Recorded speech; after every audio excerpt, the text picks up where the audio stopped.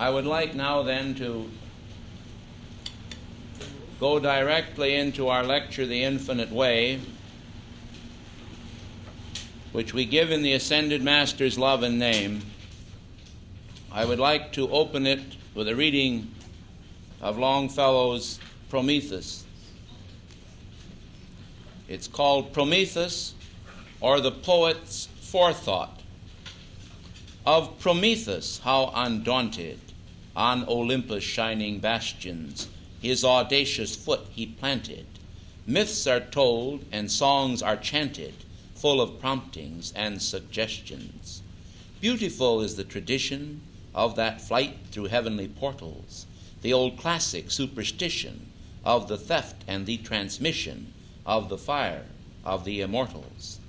First the deed of noble daring, born of heavenward aspiration, then the fire with mortals sharing, then the vulture, the despairing cry of pain on crags Caucasian. All is but a symbol painted of the poet, prophet, seer. Only those are crowned and sainted who with grief have been acquainted, making nations nobler, freer. In their feverish exaltations, in their triumph and their yearning, in their passionate pulsations, in their words among the nations, the promethean fire is burning. Shall it then be unavailing, all this toil for human culture, through the cloud rack dark and trailing? Must they see above them sailing, o'er life's barren crags, the vulture? Such a fate as this was Dante's, by defeat and exile maddened. Thus were Milton and Cervantes, nature's priest and Corybantes, by affliction touched and saddened. But the glories so transcendent that around their memories cluster, and on all their steps attendant, make their darkened lives resplendent with such gleams of inward luster. All the melodies mysterious, through the dreary darkness chaunted, thoughts in attitudes imperious, voices soft and deep and serious, words that whispered, songs that haunted. All the soul in rapt suspension, all the quivering palpitating, chords of life in utmost tension, with the fervor of invention, with the rapture of creating. Ah, Prometheus, heaven scaling, in such hours of exaltation, even the faintest heart unquailing might behold the vulture sailing round the cloudy crags Caucasian. Though to all there is not given strength for such sublime endeavor, thus to scale the walls of heaven, and to leaven with fiery leaven all the hearts of men forever. Yet all bards, whose hearts unblighted honor and believe the presage, hold aloft their torches lighted, gleaming through the realms benighted, as they onward bear the message. Our subject today is the infinite way. We have no doubt known of the infinite way before we knew the finite way.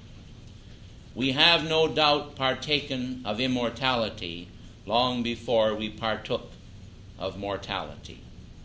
And this we hold as truth most dear, for we cannot possibly conceive that this that we are, with its knowing that I am I, has begun this year or last year or even 100 years ago.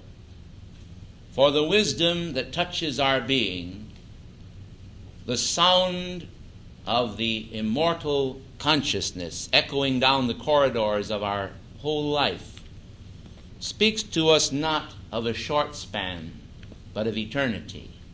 And so we consider that inasmuch as man is a created being, and that we are creatures of God, that this God that is in us is our sole reality, and this outer transcendent being that is actually transcending himself, you see, is only an ephemeral thing that is becoming eternal. And so we recognize that the mortal is but immortality clothed upon with mortal garb. and enduring here in this so-called vale of tears, which may also be a place of tremendous joy, and expanding its light so that we will become one of the immortals. Now, the ascended masters in this day and age have given us the most radiant picture of all that this means in the chart of the presence. The ascended masters in our time are the sanest voice that can be heard, because much of that which is heard in the name of theology and in the name of religion and even in the name of reason is but the wild voice crying in the wilderness, not as John the Baptist did, declaring the way of the Christ, but crying in the human wilderness and repeating the vain babblings that mankind have come to accept as true because they are traditional. So we know that there is a distinct difference between the finite way and the infinite way. This is geometrized for us by God Himself. For a circle is a symbol of immortality, and a straight line is a symbol of mortality. But when we understand that a straight line has a beginning and an end, we also understand that a straight line is not truly straight at all, because it is a part of a circle. And so we come to realize that this existence, this mortal self, which St. Germain in his Baconian and Shakespearean writings called a mortal coil, is itself a part of the infinite way. That then which we are and which we assume ourselves to be, for we see in part and we know in part, is the finite, becoming the infinite. Hence, it too is a part of the infinite way. And we must recognize that in the great circle of life, this geometrical figure, the circle, there is contained all of the known universe.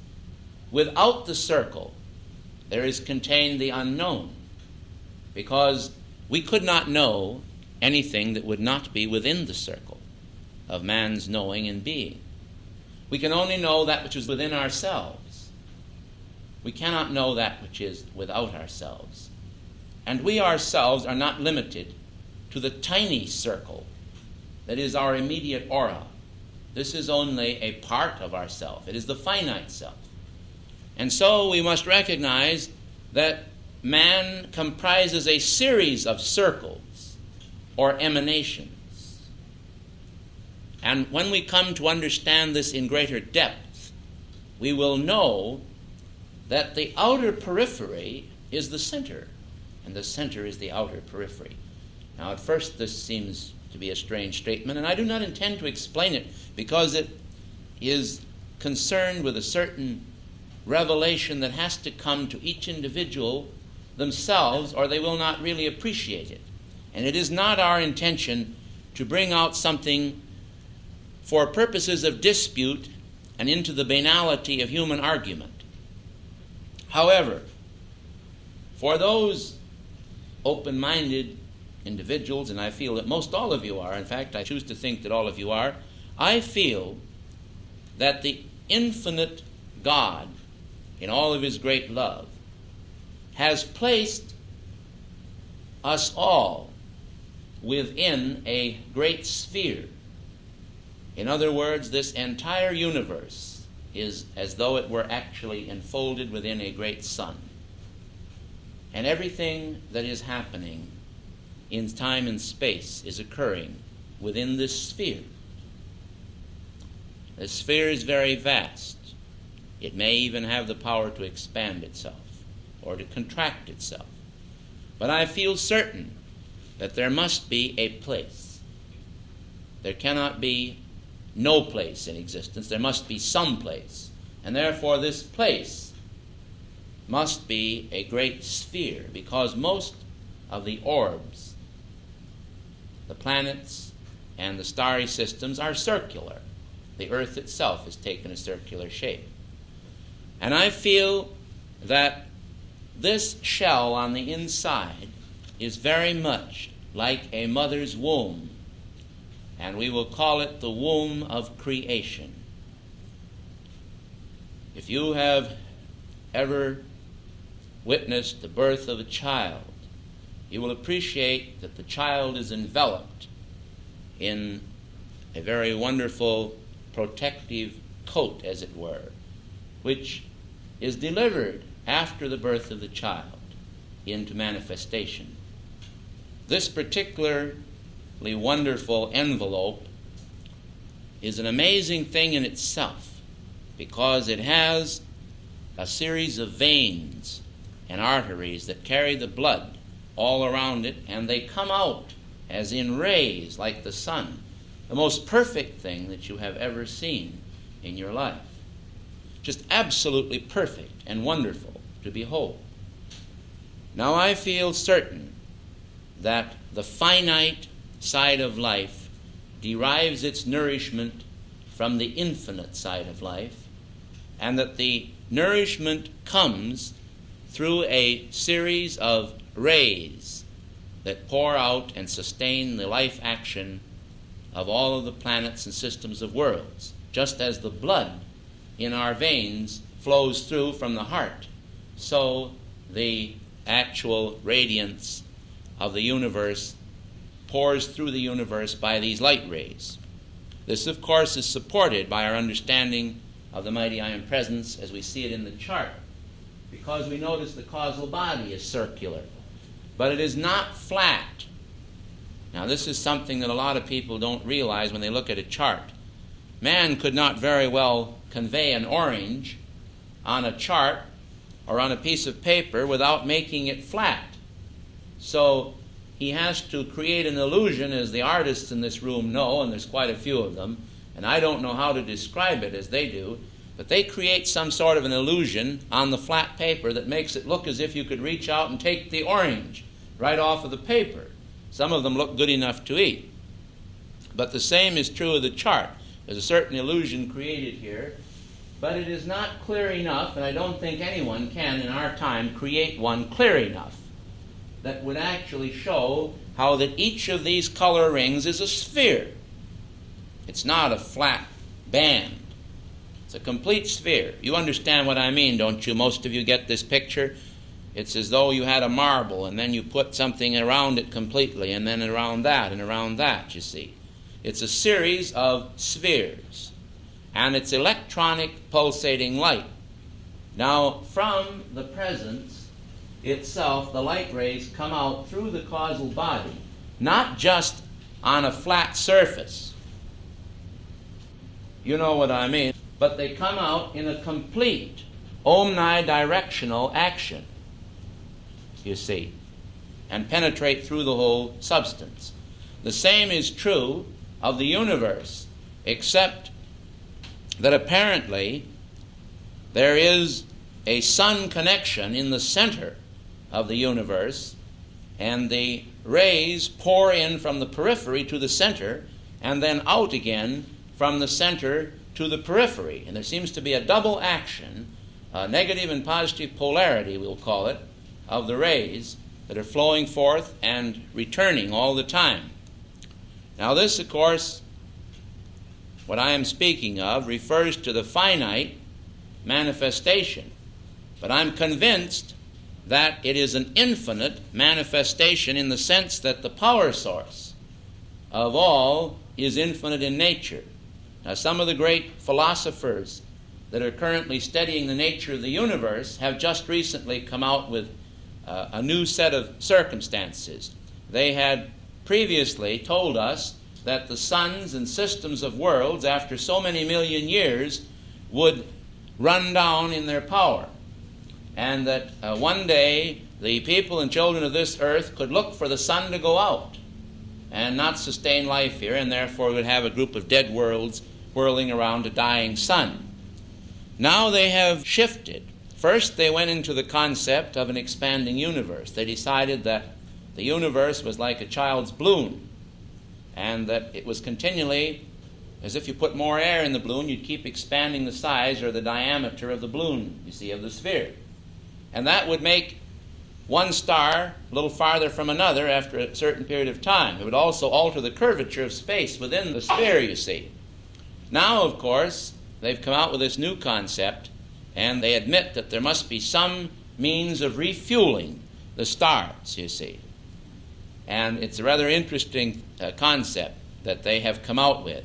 And it shows, once again, that mankind, by human reason, when they go so far by human reason, they always come back to the infinite.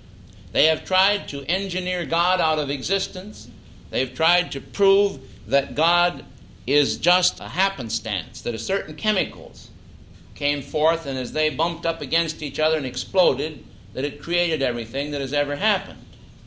But somehow or other they can never get away from this old answer about which came first, the chicken or the egg. They can't tell you where the chemicals came from or how they got here in the first place. So once again, we are face to face with the truth that no one can deny the existence of God and still be a rational being, although they may think they're rational. There is a definite quirk, as St. Germain says, in anyone's thinking where they try to deny the existence of God. Well, I don't believe there's anyone in this room that would deny the existence of God or in this entire building, because you wouldn't even come here. You'd think I was so foolish and silly if I was going to talk about God that you wouldn't even come to listen to me. And in fact, if I start talking about atheism and communism and all of these things, I wouldn't even want to listen to myself, because I think it's perfectly ridiculous. I feel the same way toward them that they probably do toward me. I really am not very tolerant of atheism, I'll have to truly tell you, because it seems to me to be such an unreasonable idea. The very nature of man's being in itself certainly shows that there is some great power behind it. Of course, to me it's never been an argument. I have never questioned the finite way as having any reality. I have always thought from the earliest childhood of the infinite way, and I have believed in the infinite way. And I'm sure most of you in this room have also felt this way, although there may be some who have at one time or another been a part of some atheistic movement. This is possible. I've met students of the light who were actually connected with atheism, and at one time they believed in it. But now today they're the staunchest students of the light because they recognized, that they were wrong. Now, one thing I want to point out that we feel in the organization of the Summit Lighthouse, we do not feel dogmatic about our concepts. We feel that God is, that He exists. We know that He exists. We believe in the ascended masters. We know that the ascended masters exist. There's no question in our mind about that. And we believe in the truth that they've released. We do not believe that every concept that every person has in the entire activity is necessarily absolutely accurate, because we have seen in our own world that sometimes we progress and are illumined on points that were not quite clear to us. In other words, something that happened a year ago, a spiritual address, we'll say, one of the masters, for example, was made. And we thought that we understood it very clearly and that we knew everything about this address. Then, as time passed, the masters communicated to us a little additional information, and studying to show ourselves approved unto God, not to man, through a new release, a point of information or two, the concept became broadened and enlarged. And so we revised our concept and improved upon it. Now, dogmatism, which tries to reduce everything to a creed that we can believe in, and calls together a council of so many human beings to sit down around a table and say, now we'll tell these people what we believe, because the world wants to know what we believe. Well, this is fine in one sense of the word. We could do this in a limited way, as we have with the pamphlet, A World Pillar. We've put some of our concepts and ideas that the masters have given us in there. But we have never told anyone, I don't think up until today, how we feel about the laws of God. We feel that the laws of God are purely perfect and complete and holy, in every way in themselves. But we do not feel that mankind's concepts of these great laws are always necessarily absolutely accurate. We believe that we are not infallible. We do not for 1 minute think that we are infallible as human beings. We don't think that our staff in Washington is infallible. We're perfectly capable of making a mistake, the same as most everyone else is on the earth here. The only thing that we feel is infallible is God and the ascended masters. And we feel that their words are infallible in their own context. You understand what I mean by that? Within their own framework. We recognize that man can interpret or misinterpret anything. After all, wouldn't you say, dear hearts, that the universe itself is infallible? Wouldn't you say that the sun is infallible in the sense it's shining out there? We see it. And this is an undeniable truth. But we still do not know the complete nature of the sun, do we? Mankind have instruments, and they've studied the sun long before Copernicus existed. And they're still studying the sun. And yet they don't know all the answers. St. Germain, of course, is supposed to have said, I understand it was reported to me from a previous activity, previous action, that someone said that the earth and the sun were 93 million miles approximately apart, and he said that it was less than 2 million miles apart because he had been there many times. Now, I do not know as to whether I have been accurately advised as to whether or not this was said, but to me this is not vitally important, whether the sun is 6 million miles away or 100 million miles away. I don't expect in this body that I wear to necessarily journey to the sun, and I'm perfectly content to remain here on earth as long as God has work for me to do down here. If after I leave he wants to take me to the sun or any other place in the universe, I'll be happy to go. And if he wants to take me before I'm through with my work down here, I'll still be happy to go, I might add.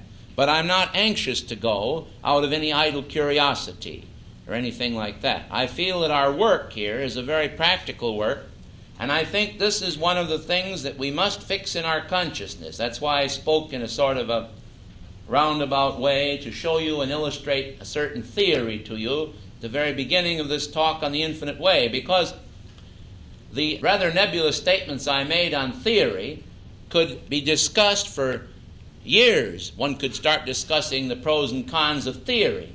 But theorizing is not what's important. What is important is practicality. In other words, the practical aspects of the ascended master law. We already know that the universe comes from infinity, but we also know that you cannot take a finite man and woman with an earthly consciousness, and we are all part of that now in a way. We have an ascended master consciousness and we have an earthly consciousness. And we can't take this earthly consciousness and understand infinity. People think it's just a machine, and all of these little parts of the machine fit together and make a whole that complement one another. This is the finite concept. But we are interested in the infinite way, but we're interested in the infinite way as it relates to practicality from day to day. Now, there's one thing that we have to recognize. That any time that any of us become as wise as gods, and this was the statement that the sinister force made, said, eat of the fruit of this tree and you shall become as wise as gods. And you will be able to do anything, you see. You'll be as wise as God is. Has the Lord said you should not eat of the fruit of this tree? The only reason he said that is he doesn't want you to have the wisdom he has. So you just eat of it and you'll be just as wise as he is. Did he tell you you'd die? You won't die. That particular formula actually reveals the very thing I'm talking about. It deals with the interchange of the infinite powers of God and the finite individualization of the manifestation or man. In other words, try to relate this to the type of reason that everyone can absorb. Adam and Eve were, of course, I think you know the story, were embodied in this paradise of God, and everything was going very well. The Lord said you can have all the fruit you want to eat as long as you don't eat of this one fruit tree in the middle here, the garden of life. If you eat of that, the day thou eatest, thou shalt die. Now the enigma of that is, the meaning of that I will interpret for you in part. When you eat of the tree of life, that is, when you expand your knowledge beyond your domain, of practical mastery, you die in a sense, you see, because the finite self cannot comprehend or master the infinite until it has expanded its attainment to the same degree as its wisdom. In other words, knowledge unused passes from the screen of the mind, and knowledge that is not appropriated is but an accretion of facts, which involves an investment of energy. And when God gives you energy through the power of holy wisdom, and then you don't use the energy to master the universe, this makes you accountable for the knowledge that you have. You have eaten of the fruit of the tree of knowledge of life, and you do not use it. And you are charged with that. And in a sense you die then, not in a physical way, but you die to the realization of the infinite, because you are not able to realize the infinite. You can only realize a part of the infinite. And this is what St. Paul brought out in some of his own presentations on life. I was trying to grope there for the exact, precise scripture that I had in mind, and someone yawned in the audience, and I watched them yawn, and I said to myself, this must be terribly boring to them. And the minute I said that, I forgot the scripture, you see. So the moral of the story is, please don't yawn even if you feel like it. Otherwise, you're liable to make me get lost here in the trees of the Garden of Eden, and you'll be here all afternoon without ever finding your way into the infinite way. Anyway, we all know that a man has a consciousness, and that the consciousness that he has makes it possible for him to understand a certain sphere. You know what I mean. In other words, you can understand your body. That's about the first thing you understand as a baby. I think we should start with a baby. A baby understands his own body to a degree. It takes him a little while, as we've just recently learned with Sean. It takes him a little while to learn to use his hands, and longer to use his feet. He learns to use his mouth almost immediately. That's one part of man that has never been very well disciplined. But nevertheless, the baby takes a while to become adjusted to his environment. The baby at first, you see, is actually conscious in the womb. Now, a lot of people don't believe this, but this is absolutely true. These children are conscious in the womb, and they're adjusted to that environment, and they're in water. They're in water, and they're used to water. And then they come out into the air from the water elements, you see. It's a tremendous change for them, and that's why they sleep so much at first, is so they can get adjusted to the air element, and so that their organs inside, which were not used, the organs of digestion, can become accustomed to the type of food that mankind eats. Formerly, they were nourished directly through the blood vessels, connecting them through the umbilical cord to their mother. So this is a very interesting thing, though, when you stop and consider how the child's environment is enlarged. And, of course, his first contact is with the parents and people who are peering in at him. You probably saw this picture in one of the modern nurseries where a baby was laying there, and it showed it from his crib. In other words, most of the time you're on the outside looking in. Well, this one was down in the crib, and it was a fellow that was illustrating something like Norman Rockwell, and he had all of the relatives standing there, all making faces at the child. And all of them were painted across the whole way. Some were grinning, and some were saying yoo-hoo and waving their hands, and it looked just like a zoo. And they were in a cage, you see. Well, it's all on what side you're looking at, you see. In other words, if you're on the side of the baby, that's one. If you're on the side of the person looking, that's another way. So it's the same way with infinity.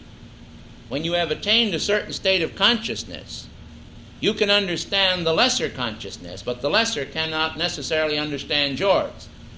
Now, some poet wrote some time ago, and he said, in referring to the ant kingdom, he said, the ruck of ant concern, meaning that people were not supposed to be too much concerned, of course, with the foolishness of just the ant world. Well, the ant world, if you ever studied it, is quite a very interesting world, in fact. They are marvelously well organized, and they tell me they even communicate with their antennas. They wiggle them a little bit, and you can find this out. If you start disturbing an ant sometimes, they'll wiggle their antennas, and I believe they must send a radio signal to somewhere else, because the first thing you know, a whole bunch of ants will come, you see, in answer to that call. Well, we don't have these antennas, but we seem to do a pretty good job of communicating in this world, especially if you've got something that you want to keep private. All you have to do is tell somebody, please don't tell anybody, and it's spread all over the earth. So, when we start thinking in terms of the tree of life in the midst of the garden of God, we have to understand that the fruit of the tree of life in the midst of the garden of God, that the garden of God is really ourself. This is the whole cosmos. This is everything. And the tree of life is in the midst of it.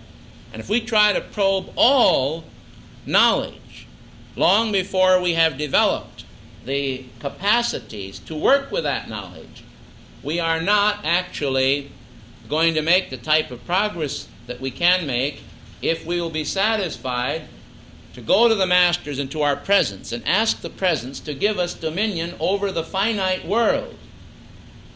First of all, master the set of circumstances that are closest to us. This is why the statement was made, he that can rule himself is wiser than he that can rule a city. If we cannot rule ourselves, our own thoughts and our feelings, how can we expect that we should want to reach out to the farthest planets or master them? And yet that is what mankind is doing today. Well, I'm not concerned, and I'm not crusading to stop space exploration. If the country wants to spend our tax dollar on exploring space, I have no objection to it. However, I'm talking now about a practical aspect of life. And this has to do with the measurement or not measurement of infinity. To me, the only way to square the circle, as St. Germain referred to the squaring of the circle, the only way to square the circle of infinity, which means to relate infinity in a practical way or box it in to your own consciousness so that you can use it, is to master the world right where you are, the finite world. If you have a sore toe, if you've got a corn, whether you call to the presence to get rid of the corn, or whether you go to a foot doctor, I don't think either one is so important. I wouldn't criticize someone that went to a foot doctor and got their corn taken care of, or if they went to the corner drugstore and got a corn plaster. It doesn't matter.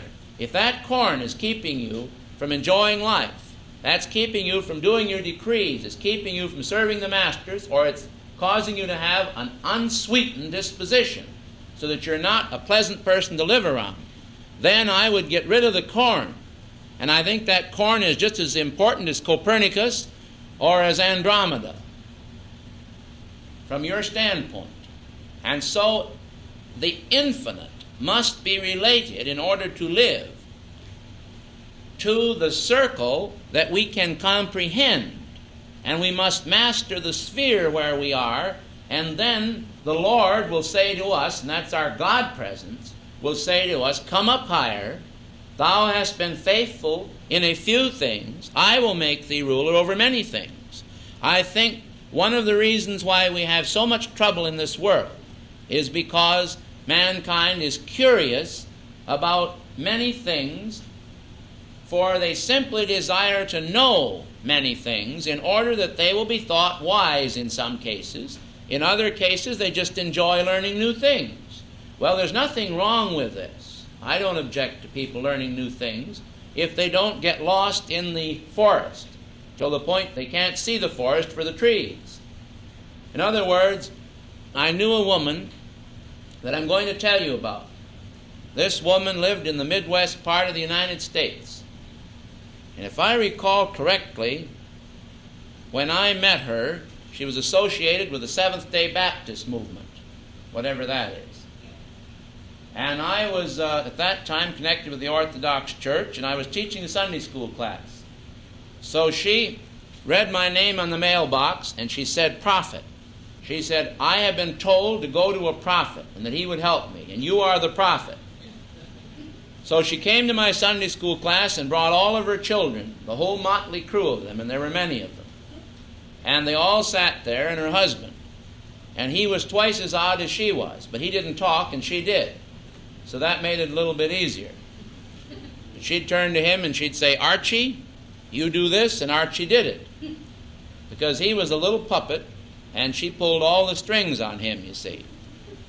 So they were Seventh-day Baptists. And then they turned in to become Methodists. And in a short space of 2 years, while I knew the woman, I know that she went through at least 2, if not 3 or 4 religions in 2 years. And one of the last religions I knew she was connected with at that time was the Salvation Army. She joined that and became an active member of the Salvation Army. In the meantime, she corresponded with me for several years and passed through a number of religions. At the present time, you will find this interesting, she is now a Mormon. Now, this woman is an enthusiast, and as soon as she gets imbued with a certain religious idea, she goes out and tries to convert the entire world to that particular religion. She's definitely a seeker. I will classify her as a seeker. But she has not mastered the secret of life at all. I think I would change too if I had a reason for doing it. I do not believe in anyone sitting back and letting the whole universe and life with all of its opportunities move by simply because their mother or father were a Republican or a Democrat or a Hottentot. And they're going to be one too because their mother was, or because they started out that way. I think that all of us must recognize and be willing to recognize that the Ascended Masters have a great deal to teach us, but we must utilize the teaching that has already been given to us. I have looked in some of the releases that came through some of the different people that brought forth the truth, and as long as I'm in this place, I'll say that I have noted recently some of the dictations that beloved Godfrey brought forth. And I find that they are most timely and wonderful and filled with illumination and blessing for mankind. And this is the way with all of this holy truth. Most of it, I note, however, is of a very practical nature. However, I read one particular thing which had to do with the men who were a little bit obese passing their hand over their stomach in order to reduce, and I was not very successful in accomplishing it myself. Of course, some of the people might be able to do it more successfully than I don't know. The trouble is that wherever I go, they kill me with kindness. I mean, in this activity. And in other activities, they just simply try to kill me. But this type of kindness that comes to you from the wonderful food that is prepared wherever you go is almost too much to resist at times. And so I find that I myself shall have to master the finite way and perhaps go on Gladys's radish and rice diet or something, because I have just found out that I'm 20 pounds overweight. However, this is a finite problem, and we've got to recognize that the infinite has no problems except finite problems. Do you understand this now? Is this clear? In other words, the absolute God, the mighty I Am Presence, has no problems. There are no problems in God. This is perfection. And we are supposed to be perfection personified.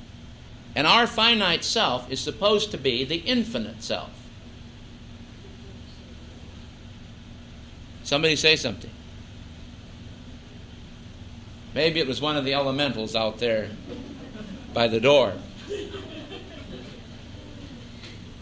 Anyway, if we cannot make this I Am law of life practical for ourselves, it would not be the type of organization that it is.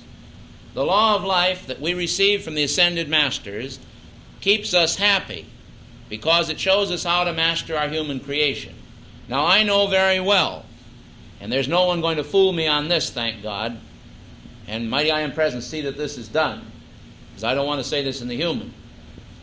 But they say don't let the human fool you. But there are many, many religions today that are actually put together and constructed just as a carpenter builds a house or anything else. They are put together, and some of them are actually fabric from the whole cloth of lies. There's no truth in some of them. Now they use truth. They use planks of truth. I don't mean that. But they put them together in order to form an organization so that they can actually earn a living in the business of religion. And this is a desecration. This is the reason why the thing is not working is because that's how it started out. That's its foundation. The founder did not get an actual charge from God. The founder did not humble himself and go to God and ask the great source to illumine him. He didn't ask to be an assistance to the world. He wanted to be an assistance to himself, to his own pocketbook. He wanted to copy some of the great orators of the past, or some of the great and successful evangelists, or some man who was very popular and made a name for himself. Well, we're not interested in that, and God knows it, and I believe you do too. What we are interested in is the practical freedom and the aspects of freedom that will make it possible for us in this day and age to use the I am law of life and free the earth with it. Now this is practical because as long as the earth is in chains, St. Germain told us this, as long as the earth is in chains, you see, the masters are not satisfied that the earth is emitting its light. How can it be right if mankind are suffering in their own finite way? It's one thing to say, oh well, everything's going to work out all right.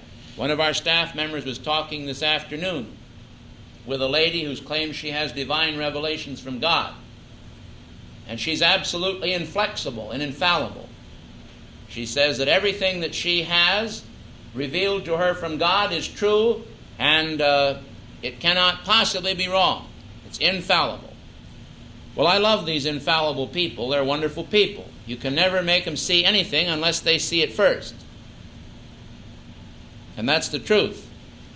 But this woman said something to him to the effect that everything was predestined to be a certain way, and that's the way it would turn out anyway. Now this concept is a pretty old concept. It was a concept that brought about an apostasy in the early church, in the early Christian church. The idea that, well, as long as God's will is infallible and God's will is everywhere, therefore we don't have to do anything at all because God's will is going to make everything turn out all right in the end anyway. So we'll just sit back and let God's will take over, and it'll all be perfect sooner or later. But they don't tell you how much later. Now we know from Master Moria that when he enlarged on Gautama's thought form of the golden anvil, that he expressed to us the need for mankind to put their talents together in loving cooperation for the freedom of the earth. Now I ask you, dear people, this afternoon, if this does not seem a most reasonable concept to you, not only reasonable from a human standpoint, but from a divine standpoint, that when people work together and love together and serve together and call to the masters and invoke the spiritual energy, if this doesn't seem like a right thing to do, then to just sit back and wait to see if God isn't going to make it all happen. Don't you people feel that it's necessary for us to do this work, to give the masters energy?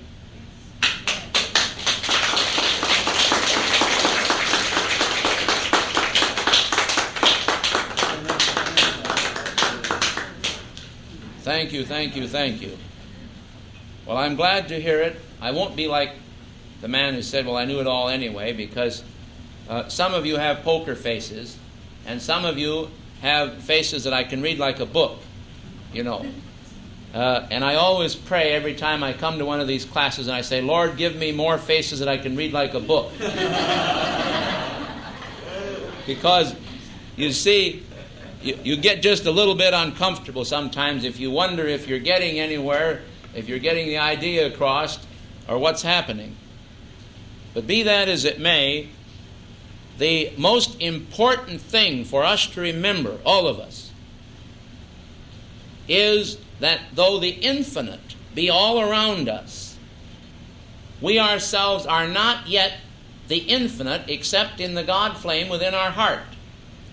You see, in a sense, the sun of this solar system is the infinite of the solar system. And the finite is the planets that came forth from the sun, you see. That's the finite. It's the created release. The greater always contains the lesser. And our divine presence contains the essence of all that we are down here and sent it forth through our life stream. We molded it then in many ways, and sometimes it was molded for us by other people's thoughts and feelings. And this gets us to the point of influences. I feel a very important fact ought to be communicated before I bring this address to a close. And that has to do with this morning's release by the God Meru. I think this is an important thing that will help the world to find its freedom. Now, I like the idea that every person in this room and every person on earth is important to the divine plan. I don't like to think that 2 or 3 life streams are the only ones that are important and the rest of the people are all so much dust and ashes. Because this, to me, and to my way of thinking, is a reflection on God.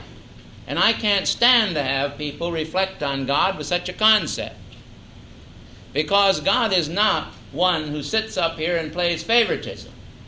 He doesn't say, I'll make one man perfect, and I will endow him with everything good, and he will be the perfect example to the world, and if they don't follow that man, why then they're all going to you know where.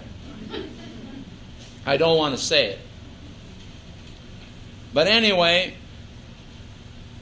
God in His infinite love created a pattern for everybody that is exactly the same, except that there is an intricacy of individuality about that pattern. But the basic side of it is the same. So don't think you're too different from anybody else or you're unique. This is one of the greatest troubles of our age, is that people think they're unique. Either they're the worst sinner or they're the greatest saint that ever lived. I tell you, they are neither. The bulk of the people in this world today are reasonably good. And if they had the violet flame and the tube of light and could insulate themselves to a greater degree from the mass thoughts and feelings of the world, I tell you, they would really be wonderful people, because I know that people coming into this activity have been raised from the finite to a more infinite way of living. And this is always in part. St. Paul said, "For now we know in part, but then shall we know even as we are known," when we can see the whole concept. But in the meantime, in the absence of the complete revelation of the infinite way, why not master what we find?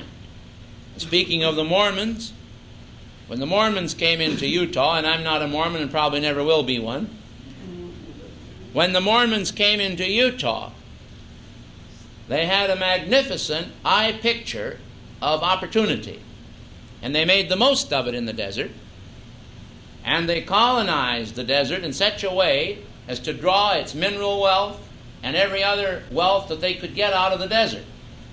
And today they have made Utah a remarkable place from a material sense. As far as the spiritual is concerned, that's not my province in this lecture to discuss that side of it. But they certainly have done a wonderful job of making a beautiful place in the land of opportunity, which a lot of people enjoy. This shows recognition of taking your world where you find it and mastering it. Now, take God Meru's address. Most of you are aware of the fact, and this is something that I can't explain to you, but I can tell you that it exists. You know that evil, according to the Christian scientists, doesn't exist. And there's a lot of others that say it doesn't exist. The story is told, of course, which I don't recall whether I ever told it to you here or not before. It's an old story If you've heard it before, please laugh anyway. Of the Jew and the Catholic priest and the Christian scientist who died and went to the hot place. And while they were down there, they all looked in amazement at one another. And the Catholic priest turned to the Jew and he said, "Rabbi," he said, "I'm really surprised to find you down here. Why are you down here?" So he said, "Well, I'll tell you, Father." He said, "You know, we Jews are not supposed to eat pork." And he said, most of the time, even before I went into the synagogue, I would sneak around the corner and I'd get myself a pork sandwich. And that's why I'm here. So then he said, "But I've told you, now you tell me, Father. I thought you Catholics were all going to heaven." He said, "Well, Rabbi," he said, "I'm sorry to confess, but it was a weakness of the appetite that put me here. For," he said, "we are not supposed to eat meat on Friday." And he said, "There was a little hamburger stand right near the church, and I used to go over there and get a hamburger every Friday morning before Mass. And that's why I'm down here." So he said, that's it. So he turned to both of them. At that time, they noticed that the Christian Scientist wasn't saying anything at all. So they turned over to him, they looked at him, and they said, "Well, why are you here?" The Christian Scientist put his hands in his pocket, and he straightened his shoulders right up, and he looked very huffy at him, and he said, "I'm not here."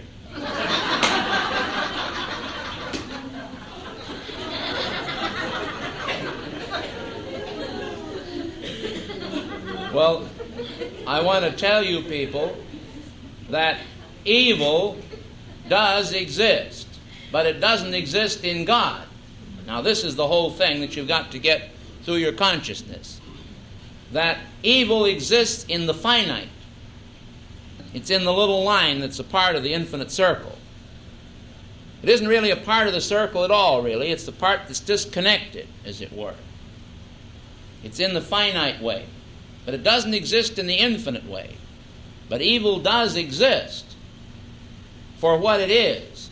And if the world wants to be an ostrich with their head in the sand and think that it doesn't exist and say, "Well, I don't believe that," or "I think everything is good," they can say that if they want to. It isn't going to change or correct a thing in their worlds. We know we need the violet flame. We need to call on the law of forgiveness. We need to improve our world. Now, the fact that I'm presenting, you have to understand just how to break this up and divide it. Evil does not exist in God. It exists down here in human consciousness.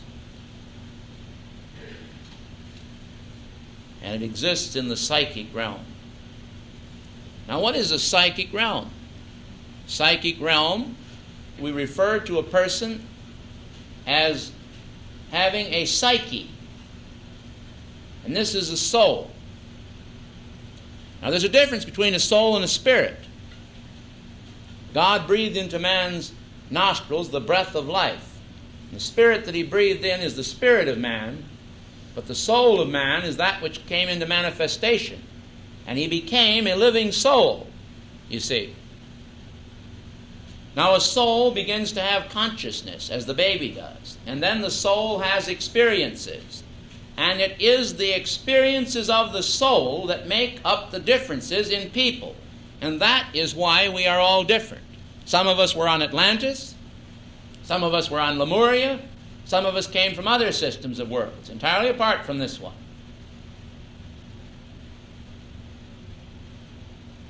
This is true, without any question. And the world is filled with a series of different evolutions. Now, people can say this doesn't exist if they want to. This does exist. And it is the psyche, or the soul of man, that is dangerous because of the dangerous experiences that it had.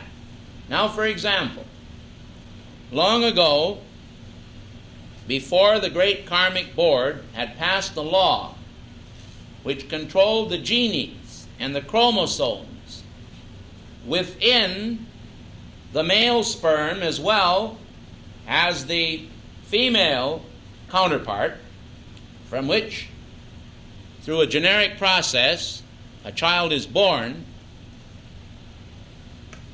certain experiments were practiced in the laboratories of Atlantis and elsewhere, which actually caused animals, after the black magicians formed the animals, and this rather kind of counteracts the story of Noah's Ark, doesn't it? Well, when we understand the whole law complete, we'll understand just how this works. I don't intend to expound the whole law. A lot of you have been students a long time. Probably some of you know a great deal more about it than I do. But what I know and what has been given to me by God, I will give to you. Such as I have, I can give, and I can give only that which I can. But I want to tell you about this important law now.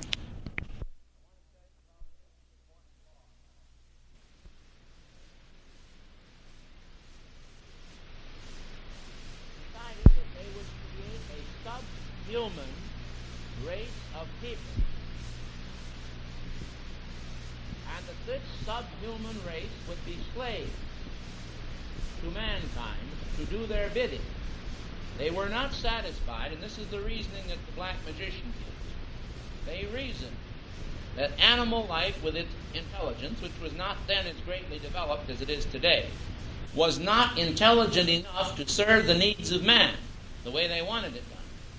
So they felt that if they took human beings and crossed them with the animals, that they could produce a creature that would not have a soul from the divine standpoint, but would be sort of like an elemental. And that this creature would then be a slave to them. This was their purpose. This is a known fact by many of you. Some of you know this. Some of you it may come as a surprise. Some of the creatures, dear hearts, that were created then were absolutely the most monstrous things that you have ever seen. I have seen some of these creatures. Some of them were part bull and part human.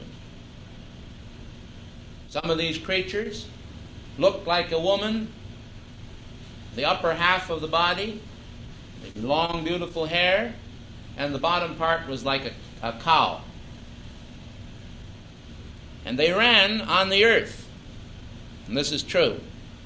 And when the lords of karma saw what mankind had done, and what the black magicians had done, this brought on the flood of Noah, the Noachian deluge, because they had to destroy the earth, as it were, by water in order to do away with these monstrous creatures. Otherwise, the earth would have continued to have been populated by these creatures. And that is when the flood went forth. Now, this is not taught to you in the Christian church. They don't even know this. They don't understand it.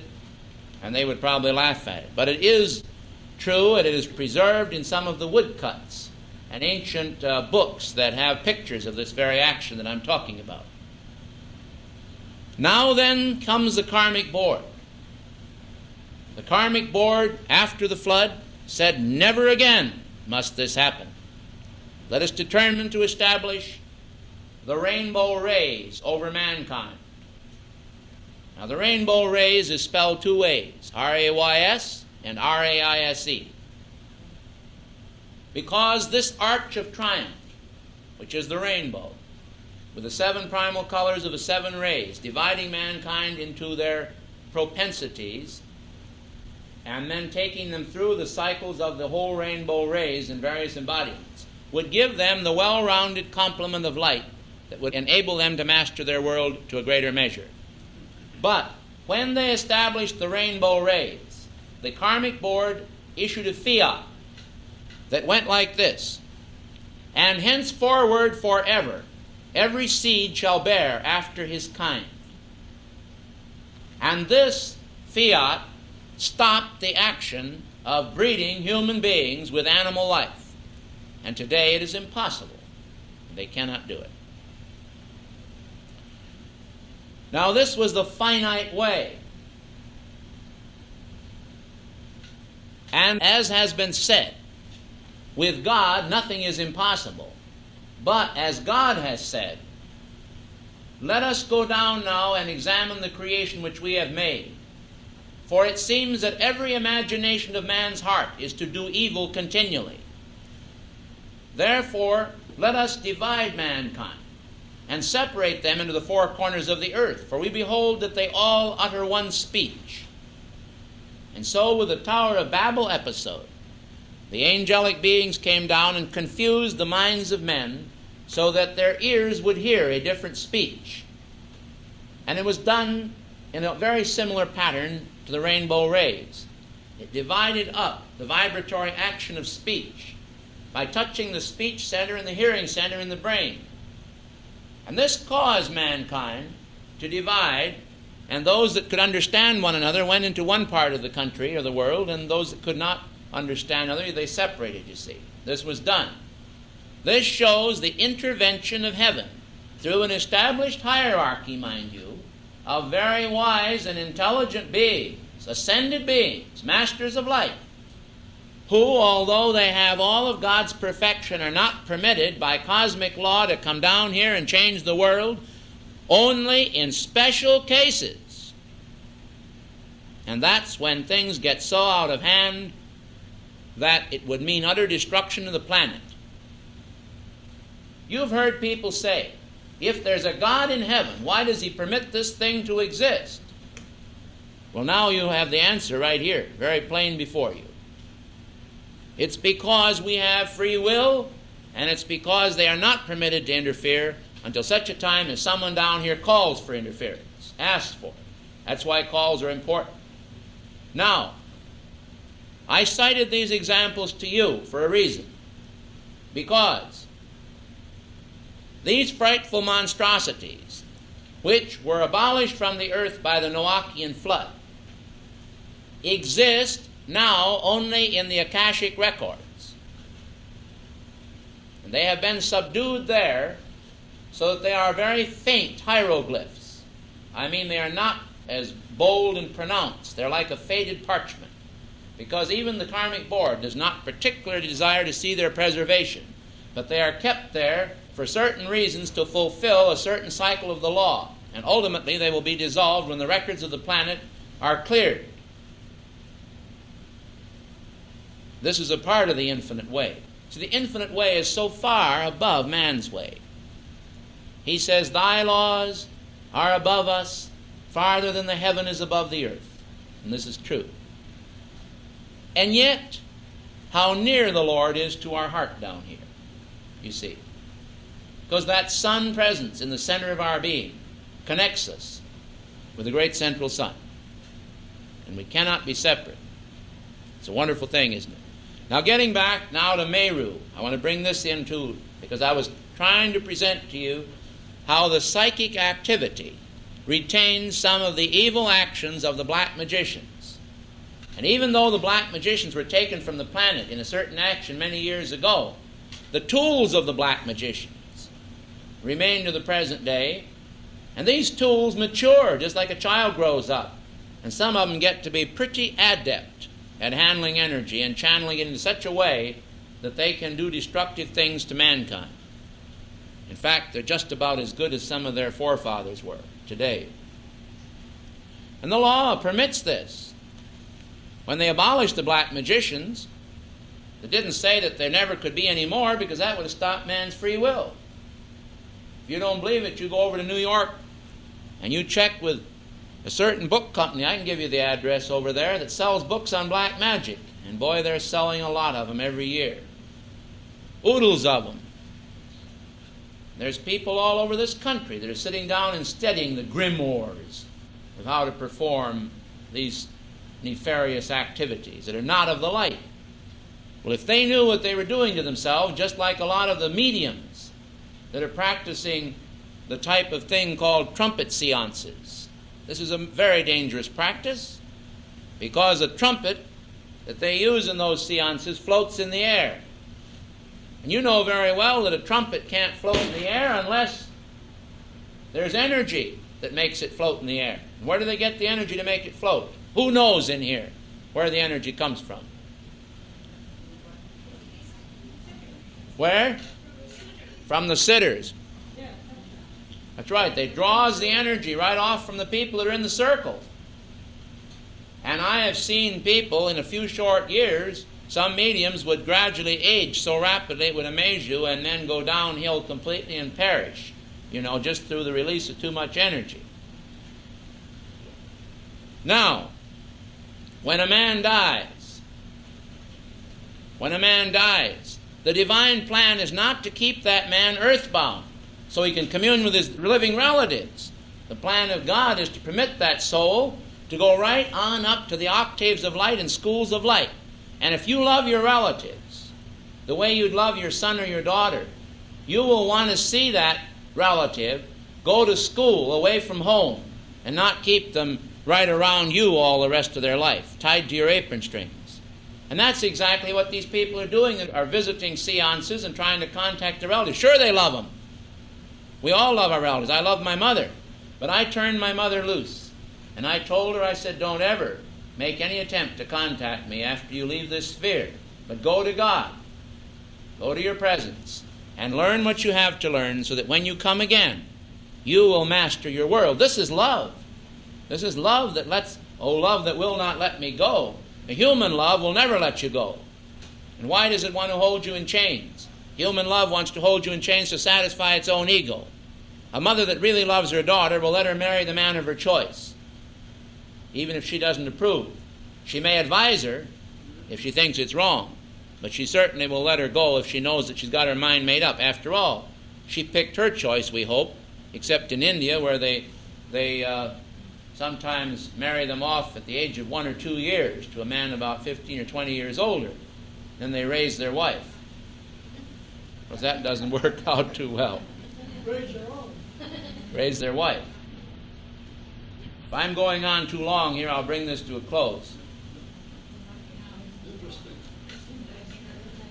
Everybody comfortable, or do you mind the heat too bad?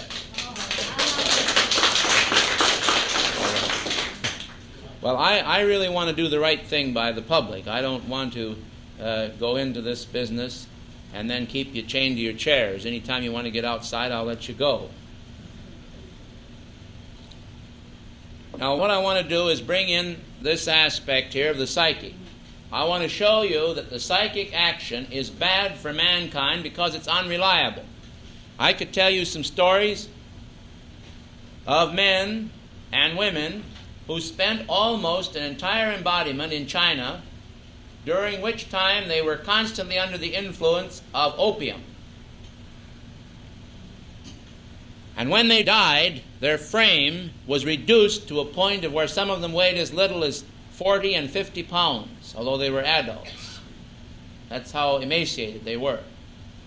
Because most of their substance, you see, had been drawn off into their astral journeys. Because while they were under the influence of opium, they were journeying all around, communing with all of their departed relatives and visiting different places on the earth and having a grand time, not even respecting their physical body at all that God gave them as a holy temple, but desecrating that temple and destroying it and entering into the viciousness of the psychic world. Now then, when they died with a form of ancestor worship that was practiced in China, they then tried to commune with their relatives, and they did, and they remained earthbound. Now, the strange part of this story is that some of these beings are quite intelligent. Strange as it may seem, I don't know where they find the time to acquire it. Maybe it rubs off from some of the other spirits that are up there, I don't know. They become intelligent, so they come around and they will masquerade. They'll draw pictures out of the consciousness of people of maybe a dead child, we'll say. And then they'll come to a medium and they'll masquerade these entities as though they were your child that's departed, or your husband, or your grandfather, or somebody. There's no truth in it. Many times it isn't the real one at all. But they'll pump your own being. They'll read your own mind, your record, because they can see much better from that side than you can see. And then they'll masquerade. And you sit there and listen to that and lose your energy and your soul with it. Well, I tell you, that's a terrible action. Now, that's why St. Germain, who knows a great deal more than I've ever told you about this whole action, the negation involved in it, doesn't want the students of light to get mixed with this. Now, here's something else that is not commonly known. Every time these mediums practice, and some of these mediums are absolutely wonderful people in their own heart. They're not all black people by any means. This is another thing. You might get the idea, when you consider the evil side of this, that these people are terrible people. Many of them are good Christian people. They live a good life. They're kind. Sometimes they're more kind than some of the students that have light. They're actually sometimes nicer. They can afford to be, you see. But what happens that they don't know about is this, that when they pierce up into the psychic, it's as though they took a sharp sword or a blunted instrument of some kind and broke the skin of this psychic beast.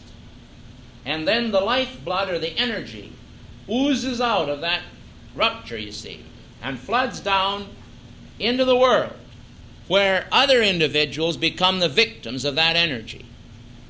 It spreads as a poison over the body of the world.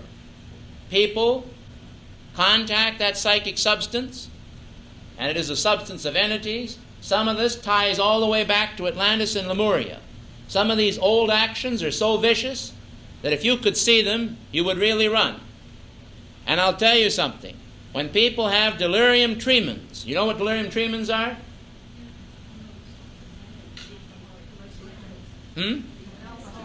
Alcoholic psychosis. And they see an ant that looks maybe as big as this room coming after them. Well, a lot of these are entities and formations that go way back into the old ages, you see. And these are not phantoms at all. It isn't a psychosis, it's real. And no wonder they run. The only thing is the alcohol causes them to enter through an induced state into a strata of consciousness where their vision is opened into that octave, you see. And the same thing can be done with this drug, peyote, which is a new substance that they're using. Oh, they tell of all the wonderful visions they have of the Aztec Empire and all the things that take place in South America. And I'm going to tell you something, that Master Moria, in one of his pearls, brought out something along this line, and he stopped one of our students who's rather new down in North Carolina from actually taking it through the pearl. She come to the class, and she said to me, I was at the point of taking this peyote. It seems a group of members of her Christian church, the Christian church in her town, the ladies, were having experiences with this drug, and they all wanted to do it privately and then report to one another because they thought it was so wonderful. Can you imagine the destructive influences that were being released on these people, you see? And she said, I can never thank you enough for the pearl of wisdom that came to me, that alerted me to it at that precise moment. She said, I have been taking the pearls now for so many years, and she said, I have always noticed that it gives me just what I need when I need it. Well, I'm glad it helped her. Now, to draw this thing into a conclusion here, this psychic substance is a dangerous thing for mankind to have. And every time there's a rupture of the psychic veil, it has poisoned the atmosphere of the planet just that much more.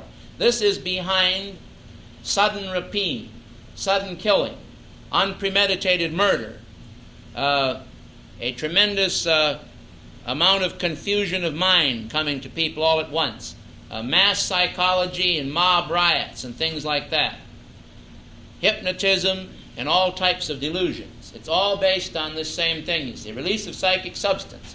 The world doesn't know how to handle it. They don't have a tube of light. They don't have the violet flame. When this surge of feeling comes into their being, they think it's themselves. And it's their worst self. It's the mass self of mankind. This is a sinister force in action. Now then, what God Meru did today was to take the virtue of the Christian church, and there's a tremendous amount of virtue in the Christian church, the virtue of the Buddhist movement, and there's a wealth of virtue in Buddhism. And certainly, even those Muslims throughout the world, there's no question that they live according to the Koran. They have externalized some virtue. All of the religions of the world have virtue.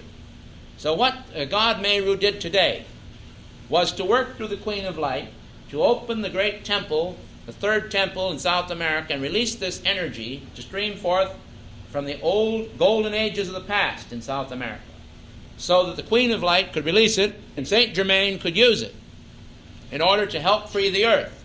But then as a protective force, the Masters anchored the talisman of light in the statue of the Christ of the Andes. And they made that a central focus in South America then for the release of the golden illumination flame in a spinning action. And the golden illumination flame substance was released, and this is an infinite flame now, by the way. It's an infinite flame. It cannot be consumed. And that released its substance, and the angelic hosts and Davids and builders of form took it up and created a golden chain mail. And they placed this golden chain mail all over the planet like a tent. And they anchored it and tied it down to the spires of the churches and the temples of the world, just as tent poles hold up a tent. And this created a bulwark between the psychic level and the human, in order to stop the ravages of this infiltrating psychic substance into the world. But we, as students of light, have a responsibility, and that is to sustain this by feeding this coat of golden mail as an armor of holy illumination substance, so that this will permanently be sustained. At the present time, it is a matrix, and it has strength, but it's almost like a flower right now. You know, like a rose or some kind of flower. It's very fragile and delicate. But the more we strengthen that coat of chain mail, the stronger it will become, until there will be no chinks in its armor at all through which psychic substance can penetrate. This will mean that the mediums who contact the psychic will not be able to get through. All they can do is contact the etheric memory of their own self and get previous experiences they've had before from it, and they'll have to fabricate and construct, you see. But they will not be able to actually tie into that awful element of negation. That means that the golden age can be brought that much more into manifestation, because we won't have to be constantly handling so much psychic energy. You see what that's going to mean to the world. We can spend more of our time in commanding and taking our dominion over the earth. And this is the thing I want to point out in closing this talk. That the Lord God gave to us as men, or manifestations of himself, dominion over the entire earth. And there are two kinds of dominion. There's the finite dominion, which seeks to use its own ego to take and carve out a certain portion and say, this is mine. And there's another type of dominion that subjugates the earth for the Lord, that plants the divine standard on the earth and says, the earth is the Lord's and the fullness thereof. And in this recognition, there is recognition of the divine presence, the God presence, as being the authority for the earth. There is a very distinct difference. When you do the latter that I mentioned, then you all work in harmony, and all mankind work in harmony. And we have a golden age civilization. One for all and all for one, certainly, but not in name only, but all the way through. When we work on the human ego, then we're all seeking to find the highest offices. We're all trying to get them a little more money, a little bigger house. Not in a sense of drawing forth this thing from God, but in the sense of competing with our neighbor. This is the vast difference. There is no competition in God. There is no tying up of energy in the ego. It is all invested in the God presence, and the presence, first thing you know, comes down from the infinite way, and the finite way is tied into the infinite circle in such a manner that the microcosm is completely interchanged with the macrocosm. And so man goes on from glory to glory, even as by the Spirit of the Lord, which I am.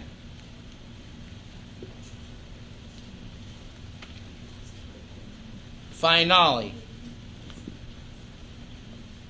I will close with this poem.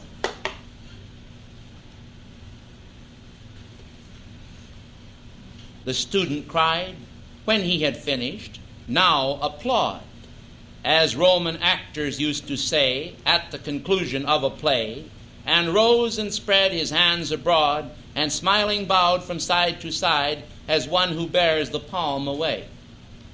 And generous was the applause and loud, but less for him than for the sun, that even as the tale was done, burst from its canopy of cloud, and lit the landscape with the blaze of afternoon on autumn days, and filled the room with light, and made the fire of logs a painted shade. A sudden wind from out the west blew all its trumpets loud and shrill. The windows rattled with the blast, the oak trees shouted as it passed, and straight as if by fear possessed, the cloud encampment on the hill broke up, and fluttering flag and tent vanished into the firmament, and down the valley fled amain the rear of the retreating rain. Only far up in the blue sky a mass of clouds like drifted snow, suffused with a faint alpine glow, was heaped together, vast and high, on which a shattered rainbow hung, not rising like the ruined arch of some aerial aqueduct, but like a roseate garland plucked from an Olympian god and flung aside in his triumphal march. Like prisoners from their dungeon gloom, like birds escaping from a snare, like schoolboys at the hour of play, all left at once the pent-up room and rushed into the open air, and no more tales were told that day. You are dismissed, children.